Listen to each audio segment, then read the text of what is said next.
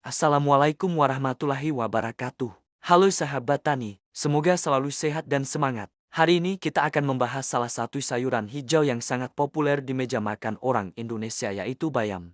Sayuran sederhana yang ternyata punya banyak manfaat, mudah dibudidayakan, dan punya potensi ekonomi yang luar biasa. Yuk, kita bahas sampai tuntas. Bayam nama Latin Amaranthus spp, adalah tanaman sayuran daun yang biasa dikonsumsi karena rasanya segar dan kandungan gizinya tinggi. Tanaman ini termasuk dalam keluarga Amaranthaceae dan merupakan salah satu sayuran daun paling banyak dikonsumsi di dunia. Di Indonesia, bayam menjadi bagian penting dalam berbagai masakan mulai dari sayur bening, tumis bayam, hingga campuran bakwan. Bayam diperkirakan berasal dari wilayah Amerika Tengah dan Selatan, kemudian menyebar ke Asia melalui jalur perdagangan kuno. Di Indonesia sendiri, bayam telah dibudidayakan sejak ratusan tahun lalu dan menjadi tanaman rakyat yang tumbuh di hampir semua pekarangan. Fakta menariknya, bayam adalah salah satu tanaman tertua yang dibudidayakan manusia, bahkan catatan penggunaannya sudah ada sejak lebih dari 2000 tahun lalu. Ada beberapa jenis bayam populer di Indonesia.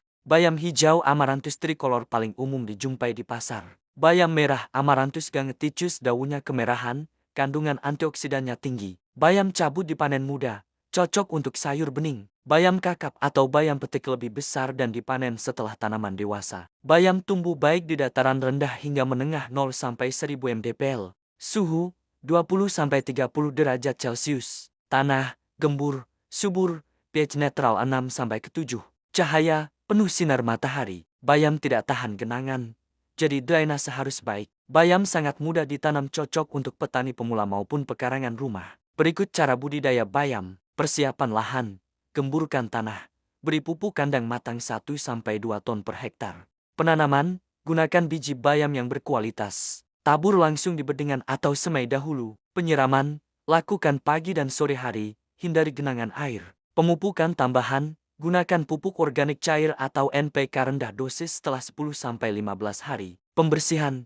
Lakukan rutin agar tanaman tidak bersaing dengan gulma. Bayam dikenal cepat tumbuh, hanya dalam waktu 20-30 hari sudah bisa dipanen. Bayam cabut dipanen saat tinggi sekitar 20-25 cm, biasanya umur 20 hari setelah tanam. Sedangkan bayam petik bisa mulai dipanen setelah 30-35 hari dan bisa bertahan hingga beberapa kali petikan. Lakukan penyiraman rutin 2 kali sehari. Beri pupuk organik atau kompos secara berkala. Lindungi tanaman dari hama seperti ulat daun dan kutu daun dengan pestisida nabati seperti ekstrak daun mimba atau bawang putih. Dikenal sebagai superfood alami karena kandungan nutrisinya yang luar biasa.